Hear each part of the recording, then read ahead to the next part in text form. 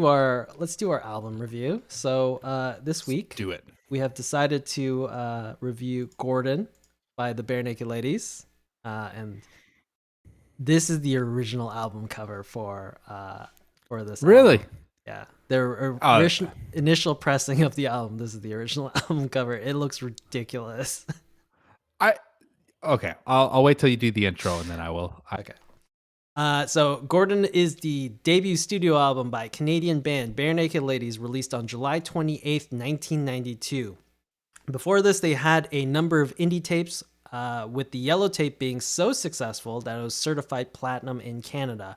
With those earnings, they were able to hire a proper producer and Michael Philip Wujawoda, and in a proper studio also, which was in Quebec, Le Studio. This album would also start the tradition of recording naked. For the majority of the band's career, every single album would contain one song called the naked track, where the whole band would record the song naked. They would also do the overdubs and mix the album naked. This specific song on this album that is the naked track is The King of Bedside Manor. That is the one they recorded naked. So Gordon would go on to sell 80,000 copies in Canada during its first 24 hours of release and would stay on the Canadian charts for 8 consecutive weeks. Later, upon release in the States, sales would be strong, but not until much later would Gordon see a spike in sales. Gordon would eventually be certified gold in the US by 1998 and would achieve diamond status in Canada, and that is equivalent to selling over 1 million copies. So, Interesting. 1 million copies in Canada is a lot. Because there's only 30 at that time. There's probably like 30 or 25 million people, so that's a decent amount. Yeah. So Eric, your initial thoughts on Gordon by Barenaked. Okay, so I want to touch on this because this album cover makes more sense to what the album portrays. So I'm going to go into this. So Barenaked Ladies, I know, had a rough start when they started as a band. And like they were like almost like outcasted from Canada, which kind of sucks. Right? Until they got like later they were getting bigger in the States, and then Canada's like, oh, we should probably acknowledge these guys. So the Barenaked Ladies, to me, from every album I've listened to, they've always just been a fun band. It's almost like a frat party band, right? Like you're just nobody's taking it seriously. They're just having fun. Right. Yes. And that's exactly what you get from this album. Like I just felt like you know, you're a teenager. Like think about when we started playing together, like in high school, right? We started jamming together. It was almost just like, you know, we're not expert in our craft. We're kind of just going with it kind of thing. Yeah. So this album cover makes a lot more sense just based off the songs on this album. Because a lot of these songs just reminds me of like high school, like just the stupid stuff, the shenanigans that happen, right? Like in no way there's like a, you know, a Candle in the Wind song in this album. Right? Well, I might disagree with you. Continue. I sort of disagree with that, but continue. So and I think I'm interested to see what your version of Candle in the Wind is on this album, but I just feel like with songs like Grade 9, right? When like I remember when we first started playing, like when we would cover Johnny Be Good, for instance, we would do like little breakdowns like ba ba ba ba, right? Not in Johnny Be Good, right? That's a Metallica song, but like they did Rush, like they added Rush stuff. They added like you know, bands that influenced them growing up, which I thought was actually kind of cool. Yeah, it was great. Brian Wilson, I think, is the best song on this album, hands down. Even though If I Had $1 Million is like, it's probably one of their most popular songs, but I think Brian Wilson is their best song on this album. Be My Yoko Ono, I think, is a hilarious song, especially it just depicts who Yoko Ono is when they do the with that little like yell thing. But I don't know, like I didn't hate this album. Like there were some songs that I felt like were like weak, but it was just a fun album, and you can tell like this is their first album. They're obviously really young, when this album came out, and like it just looks like they're just trying to have fun, right? And that's what kind of essentially you're supposed to have, right? Just have some fun. Luton says he could have made this album cover. Yeah, honestly, anyone could have made this album cover. It looks ridiculous. Just ridiculous. Absolutely. Absolutely. I wouldn't say it's the best album cover, but it makes sense to what the album's. And Growing Up Gaming says that If I Had $1,000,000 is the most hot trash song that has ever been recorded. Ooh, those are fighting words. Yeah, that's actually like, yeah. I want to mention something about If I Had $1,000,000, but I want to hear what you have to say. I'm gonna have to rebuttal on your Candle in the Wind comment. I think If I Had $1,000,000 is the Candle in the Wind song on this album. I think just the duet, the concept that it is a duet between two people, like the call and response part of that song, and just the witty lyrics that they use, and it's pretty Canadian lyrics. Like, it's, as you said, it's like a frat boy type of thing. It's very Canadian lyrics. That's and such like a good, yeah, and like it seems like it's a very serious song. Like, there's like a deep meaning to the song as they play it. But as you like actually dig into the lyrics, it just gets more ridiculous. And then it ends up being, if I had $1,000,000, it ends with, I'd be rich, which I think is just like, that's genius. Like, everyone's trying to think of the most like complicated metaphor and like deep meaning. But like at the end of the day, they just end it with like the most obvious. If I had $1,000,000, I'd be rich. It's like that. Yeah. That's how they end the song. I don't know. I think from a songwriting perspective, that is like the most complete song on this record. And that's what, like, I love that song, and that's what I love about that song, because it's like, how many times in your life have you had that conversation or heard people like, what would you do if you had $1,000,000, right? Yeah. Like, there's always been that scenario, and the song is just so mellow and chill. And I do love that banter back and forth. But what I meant by the Candle in the Wind meaning is that the Candle in the Wind is a bit of a serious, like, song. Yes, there's no seriousness on this album. Yeah, there's no serious songs in this that's just like, oh my God, like this song's like crazy, like heart lifting, right? This is just like it's kind of fun. And I love how they do that in that song. It's just very just like light. Just like, hey, what would you do if you had $1,000,000? Oh, I would do this, right? And then it's just like two guys hanging out, kind of, shooting the shit, if you will. Yeah, If I Had $1,000,000, I feel like at this point is overplayed. If it stayed like sort of like that cult hit, that indie hit, I feel like people would be more welcoming towards it. But because it's just like overplayed all the time, it's got a bad rap. But I still think it's a great song. If I had $1,000,000, I'd buy a 650 square foot 1-bedroom condo in Toronto. I mean, that's what it costs. Yeah. It's so expensive. Which is funny, because if you compare that song to today's financial standards, it's like $1,000,000 isn't much. Yeah, everyone has $1,000,000 apparently, or at least you need $1,000,000 to even like cover bare necessities. Ridiculous. Oh, totally. Yeah, so I don't know. This album, I agree with you. It's just a fun album. It's not an album you go in thinking like, oh, this is the next Leonard Cohen. This is like literary genius. I'm gonna like change my whole life because I've listened to this album. I'm gonna get a deep meaning. It's not that. Listen to Gordon by the Barenaked Ladies. Yeah, this is not that. This is just almost to the level of a comedy album. It has like, it's just, you laugh at some of the songs because some of the things that they're saying in the songs is just like ridiculous and you just laugh at it. Some of the instrumental parts they put in are just ridiculous. Like they throw in Spirit of Radio by Rush at the end of grade 9. I'm just like, this doesn't belong here, but this is amazing. It fits the context of the song because they're singing about what it's like to be in essentially high school. And they're like, yeah, we listen to Rush, and they just throw in Rush like instrumentals in the song. I'm like, okay. Yeah, it's ridiculous. And then I forget which song it is, but I think it's The King of Bedside Manor. They throw in Domo Arigato, Mr. Roboto right at the end. I'm just like, This genius. It doesn't make any sense why it's in here, but it's so catchy and it fits perfectly. It's great. I don't know. I just really like this album because it doesn't take itself too seriously.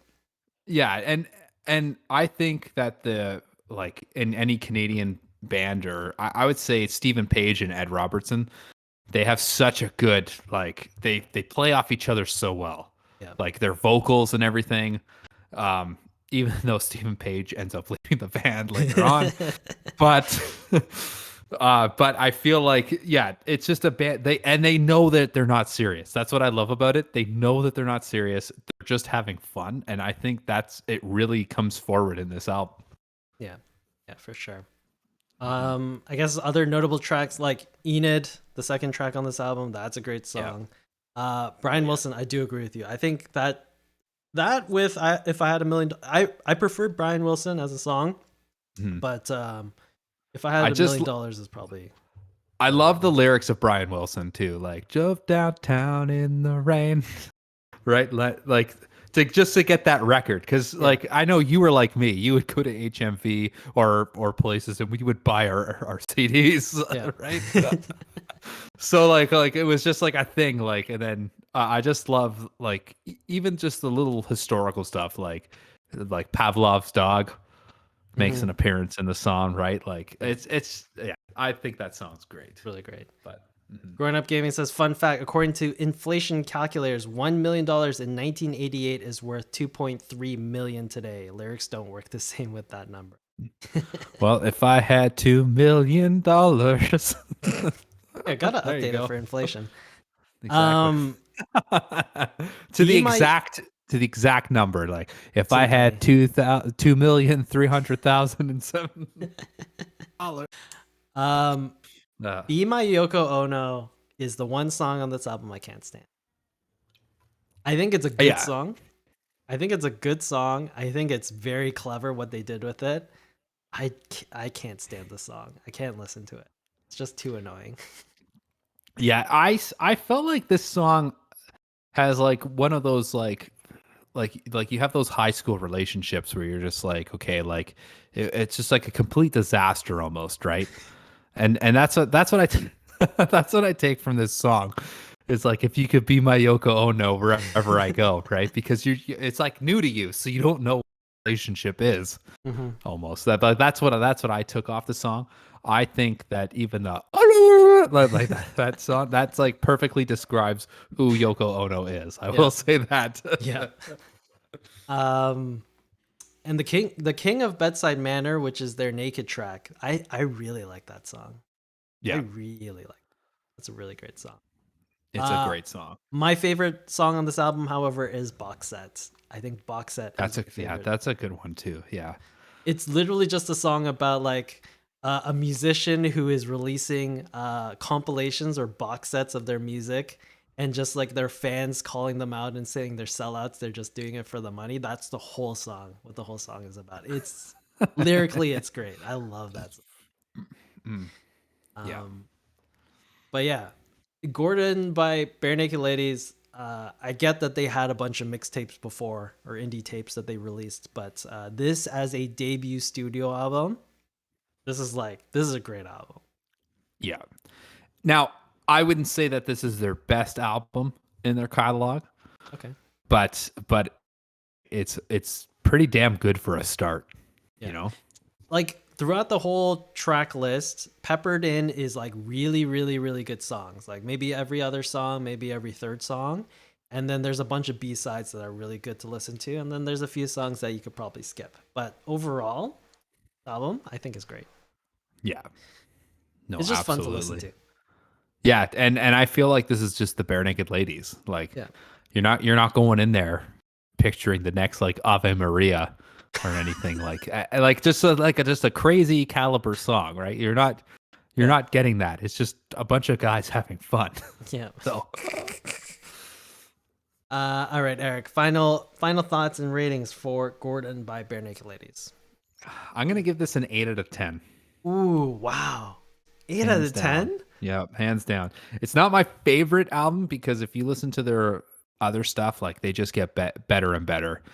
I still think Stephen Page, once he left the band, like I just feel like the quality of music, Yeah. like there's still the Bare Naked Ladies, but it's just Stephen Page has such a good voice, and him and Ed just Yeah. play off each other so well. Yeah, But you lose sort of that magic. mhm. But Uh, yeah, an 8, an 8 out of 10. I'm giving That's what this I'm going a with. solid. I'm probably around there, 7.5 out of 10 for this one. Right on. It's a great album. I don't think it's worth listening to this album from front to back.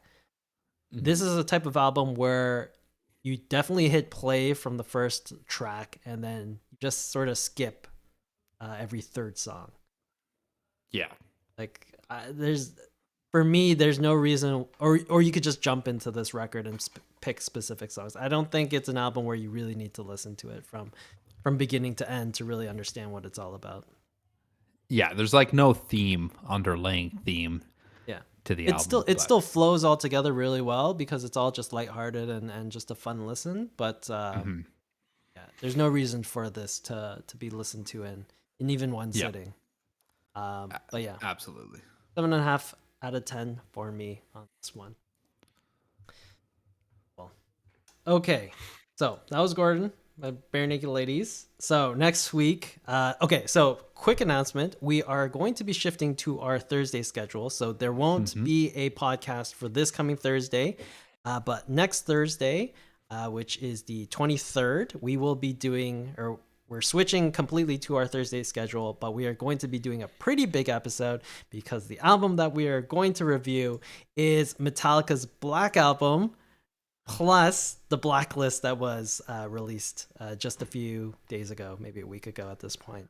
But yeah, we're going to do a full review as we usually do with Metallica's self-titled debut album, or not debut album, sorry, self-titled album, Metallica, which most people call the Black Album at this point. And we will also be doing essentially a top 5, maybe a top 10 of our favorite songs from the Blacklist that was released. So it's going to be a pretty big episode because I can talk about Metallica for hours. Yes. So yes, you can. Yes, you can, Kev. And I have controversial thoughts on the Black Album by Metallica. Yeah, so. This is going to be in a big episode, everybody. So stay tuned. So that'll be for next Thursday. We will be doing a Metallica episode specifically for the Black Album. So that should be fun. All right, here we go, Eric. This one, mixtape. We're gonna do our mixtape now. So, here we go, everybody. This is where we apparently get canceled.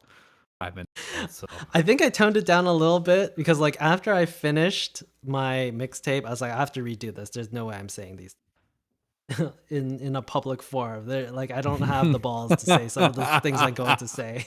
So I think I toned it down slightly. So just know that just everybody just keep in mind before we start this. Like, obviously I don't know what's coming here. Like, this is a surprise. I'm surprised as you are, but just keep in mind that the topic was charisma.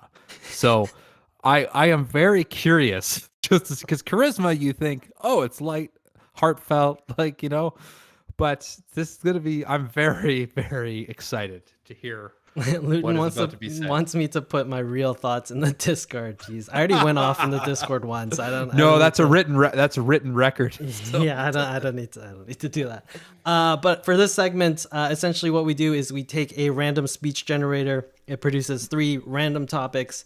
One of us chooses one of those topics, and the other has to make a 3-song mixtape based on that topic. So last week I got the topic of charisma. So I've decided, originally I was actually like just looking for songs about charisma or songs that were titled charisma. So I had like Charisma by Kiss on there, and I was like, none of these songs are any good. I don't really want to make a mixtape of like not good songs. So I redid the subject, and we are going to be discussing I don't know how to put it, but the least charismatic musicians on the planet. So we're going to be talking about the least charismatic music or musicians. That's what my mixtape is going to be based on. So okay. just before we even get into this, I did have a short list of people that I actually eliminated. So I actually had Neil Young on that list because I feel like he's not that charismatic. He's sort of boring, to be It's honest. like the honorable mentions of the honorable mentions. characteristic. I had Lana Del Rey on this list, the short list. I had Kings of Leon, Jack Johnson, the Eagles, Pearl Jam was also on that list because I don't think they're very interesting. And I also had Paul McCartney. Paul McCartney was number 4 for my list. So those are the people I left off. This is why I say we're gonna get canceled, because like those are the I literally was going to write a whole thing about why like Neil Young or Paul McCartney are not charismatic. Interesting. Wow, Kim. Okay, so the first one, I feel like a lot of people probably will agree with me on this one. But the first one is going to be Jason Derulo and his song Savage Love. So Savage, the only reason I picked this song is because it has like 800 million streams. But for a guy who we know nothing about, like who is Jason Derulo and why does he keep singing his name in the songs to remind us that that's his name? I don't even know who that is. So yeah, it's like it's ridiculous. Like Jason Derulo is probably the least charismatic person in the world. Jason Dragonfly sings Jason Derulo. Yeah, I know. He like says his name in front of every single song that he puts out. And I have no idea who this person is. Like he's super famous, but he has no charisma whatsoever. So that's why he's opening up this thing. My name is Jason Derulo. This is my next song. Is it like kind of one of those things? He just sings Jason Derulo at the beginning of every single song. Jason Derulo sings a new song about savage love. Is that even his real name?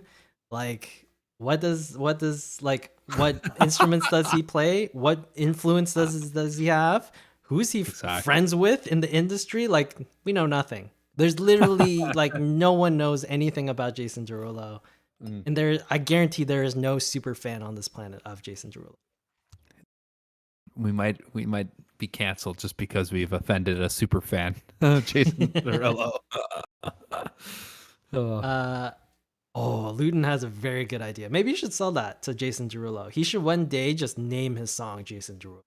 You should sing a song called Jason Derulo. That'd be great. Yeah, Jason Derulo. And the album will be called Jason Derulo. According to Wikipedia, his real name is Jason Joel Desroulox. Like Desroulo. He's probably, it sounds French. Maybe. Desroulo. Desroulo. Maybe. Who knows? I don't even know if he's American. I have no idea. Maybe he's from Quebec, like, and he has that whack. Like, hello, my name is Jason Derulo.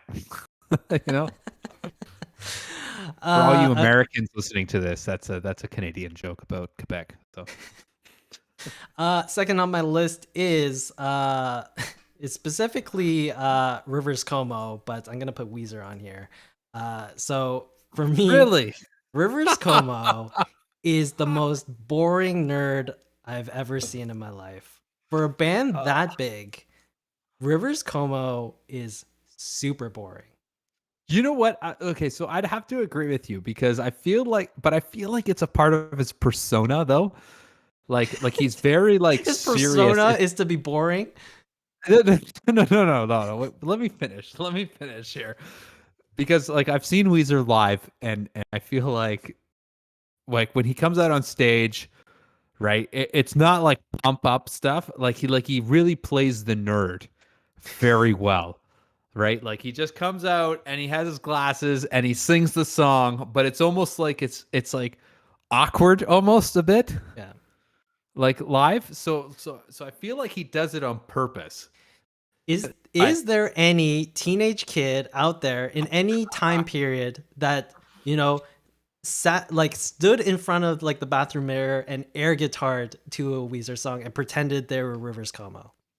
No, I guarantee there's no kid that's ever said, I want to grow up to be Rivers Cuomo because he's so cool. Guarantee it. I don't know. Like, I feel like Weezer was like the band that kind of made like the nerd world cool Even the almost. nerds didn't want to be Rivers Cuomo. They wanted to be Eddie Van Halen or something. There's no way. Anyways, I Uh, chose their cover of Enter Sandman, not because we're doing it next week, but I also think that cover is the most boring cover of Enter Sandman I've ever heard in my life. hating on Weezer. Poor Rivers. Uh, And then finally, um, with 155 million streams on Spotify, with their song "Crash Into Me," a Dave Matthews Band, because Dave Matthews is basically Diet REM. Like, if you could think of REM, and they're pretty like borderline, somewhat interesting. Dave Matthews is a diet version of that. Dave Matthews. Out of all the people, like you chose Dave Matthews. Yes, Dave Matthews is the most Oh. boring human being, the most like boring human being ever. He sings about like environmental issues, but he makes them so boring. Like, there's nothing interesting about him and his band. I can't take this. I actually can't handle this. Okay, so again, like in terms of live performances, like he's just very serious on stage. But like and this other guy, the I'm gonna call him the Frencher, the French guy. Okay, yeah, the French one. Like whatever his name, I forgot his name. Jason Derulo. Jason Derulo. Like, okay, so I've never heard of anything about him, but I feel like there's a common theme here. Like you're comparing this to live venues or what you've seen of them on like interviews or Yeah, something. watch them in interviews. They're the most boring people on the planet. They're probably just they're the most boring people. Like what? Like Dave Matthews, like, what do you like to do other than music than fun? I like to solve Rubik's cubes, right? like it's like, Honestly, it's Dave Matthews is the most boring musician I've ever like witnessed. oh, Like okay. even their biggest see song, the common theme here. their biggest song, "Crash Into Me," right? 155 million streams. It uses "Ring Around the Rosie" as a like musical interlude in the song. Like, how boring can you be to put in a freaking nursery rhyme in your most popular song? Which is funny because fun fact, he does that again in one of his solo album songs. I can't think of the name of it off the top of my head, but all you Dave Matthews fans out there will know what the song I'm talking about. Oh, Cam. I agree with you in terms of like the live stage. It's a very serious performance, and I'm assuming the Derulo guy. Mm-hmm. I almost called him a Dorito there, but the Derulo guy is probably the same theme. Actually, no. Jason Derulo probably puts on a pretty good stage performance because he's like he's a dancer, or at least he can dance. So at least he's not. But when he's being Dave interviewed, Matthews. he's just very serious. So what do you do on your time off? I go home and I Yeah. just sit on my couch. Yeah, his Is his that it? interviews are so boring. Yeah, along with Rivers and Dave Matthews. So they just go home, sit down on their couch, and that's it. And they wait till go to bed. They're don't the watch equivalent TV. of They the don't- equivalent of They don't do office anything workers. else. They're office workers. They sit in their cubicle and write music. These are these musicians. They're cubicle office workers. Comparing them to oh my god. Oh, okay. I could see the theme here because I know you, Kevin. So I tried to explain it. I don't know if I explained it very well, but that's my translation of Kem's mixtape. Lee Luton almost unfollowed us, but he's still here. There you go. All right. So That was pretty good. I'm not gonna lie. Just for knowing who you are, Kem, as a person, that's pretty good. So that was the finale, the grand finale. It all led up to that. This is where Just I know Weezer and Dave Matthews are probably the biggest bands. I don't know about this Derillo guy, but apparently he's pretty big. he's pretty So, big. I would say he's pretty okay. big. Oh, that's funny. That's good, Kem. That made my day. Yeah, I couldn't. I so wanted to do a Neil Young song, but I didn't have the guts to do Neil Young. I could definitely burn these guys, but Neil Young was a bit of a Even stretch from for the me. honorable mentions you mentioned, like I could see the theme, just point blank in my head. I could see the theme. Oh, Luden so wants me to write all of this in Discord. Maybe one day, if I go crazy, maybe one day.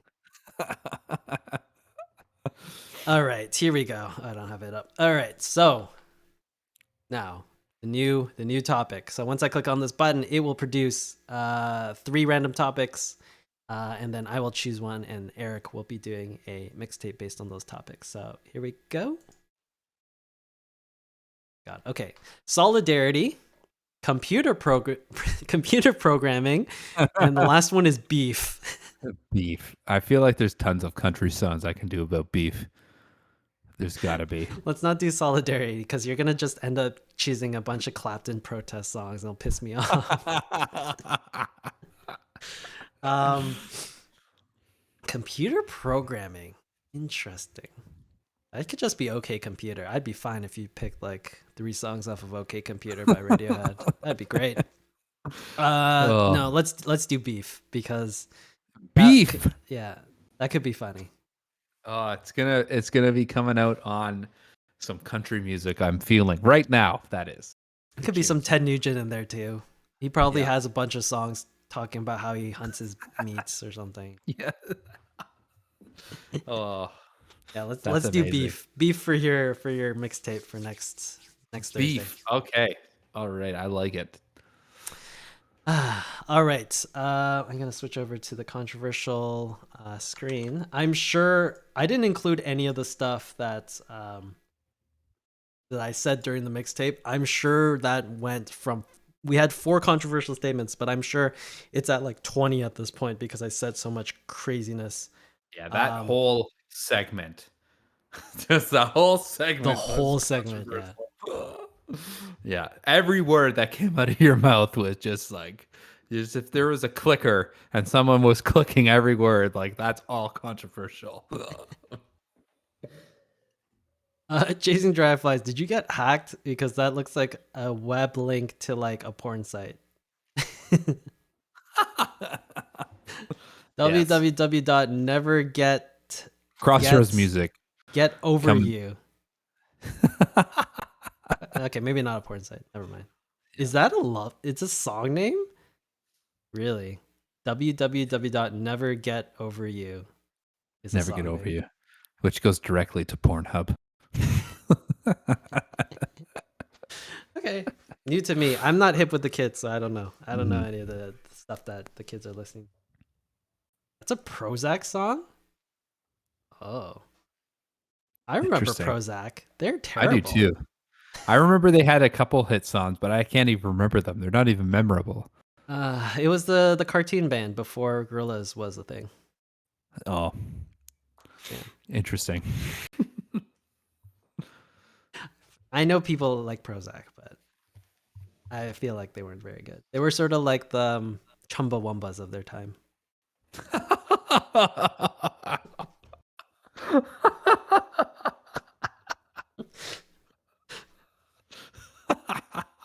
Anyways, I get knocked down. before we get deeper into this hole, the controversial statements that we did count for this week. Plastic Ono Band is a band of a revolving door of bad music was the first one by Eric. ABBA are so bad that they only had 1 tour. Edmonton, and this is an insult to the whole city of Edmonton. Edmonton is not known as a glorious place. I don't know. Out here, if you're out west, everybody would agree with me. Out west here, but even people in Edmonton. And if John Mayer were to disappear tomorrow, the world would be a better place, which was said by me. I feel like I always get the most controversial things. Yeah, we have to call each other out more because Yeah. we've just been But no, desensitized. you as an audience need to call each other out because I'm just used to it. And so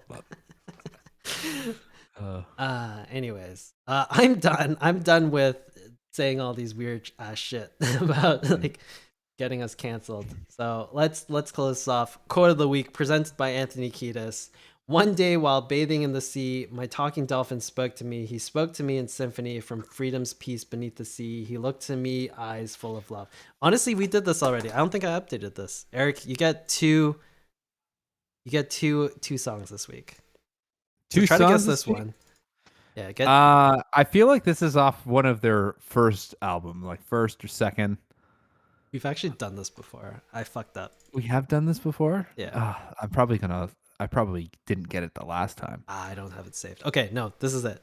I'm gonna quickly look this up because This is it, eh? One day he was definitely high out of his mind when he wrote this song because he was thinks he's talking to dolphins.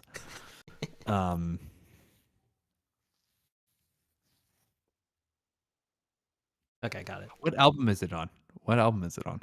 The Uplift Mofo Party Plan. Uplift Mofo Party Plan. Okay, I don't know that album too well. What the hell is the single? Something about Fucking dolphins. No, I feel like sun. Something about the sun. Oh, yes. Is in the name? Yes. Like follow the sun or something? Ooh, close. Close? Close. Oh, very close. I don't know. I wouldn't get it. I follow the sun. Final answer. No, it's behind the sun. Behind the sun. Okay. Behind. That's pretty good. Pretty good. The first and second album, I didn't really care for. So Loon says you wouldn't see Dave Matthews Band writing this. Yeah, no one writes lyrics like Anthony Kiedis. No, because they're ridiculous. It's a lot of meth and cocaine and all sorts of other things involved. Anyways, all right, people. So that's our show. Thanks for sticking around after all of the stuff that we said this week. Because yes, sure, thank you. Yeah, I'm sure if we were on like a major TV network and they allowed us to be on TV and say all these things, we would be taken off the network instantaneously. They would cut us off. Absolutely, we would. There's no way. Like, we've insulted so many people today. So many, like, we went off on Clapton. We went off on Yoko Ono. I went off on a bunch of people in similar regard. So, great times. It always is on the Crossroads Music Podcast, Cap. All right. So, just quick announcement, some housekeeping. So we are switching to our Thursday schedule. So we won't be here this Thursday, but we will be here next Thursday here at twitch.tv/the Crossroads Music Podcast. If you are listening to us on Spotify, Apple Music, anywhere that you listen to your podcast, come join us on the live stream. Come join in the chat. Make sure that we are recording our controversial statements. Otherwise, we won't know when we have offended you or not. Essentially, I'm just inviting you to come here to be offended, essentially. So that's the main goal. Yeah, come join the Discord. Can have a discussion there also. And the calendar schedule is also there. Take a look at it. But yeah, that's basically it. Eric, anything else? Anything else to opine on before we wrap this all up? Absolutely nothing, my friend.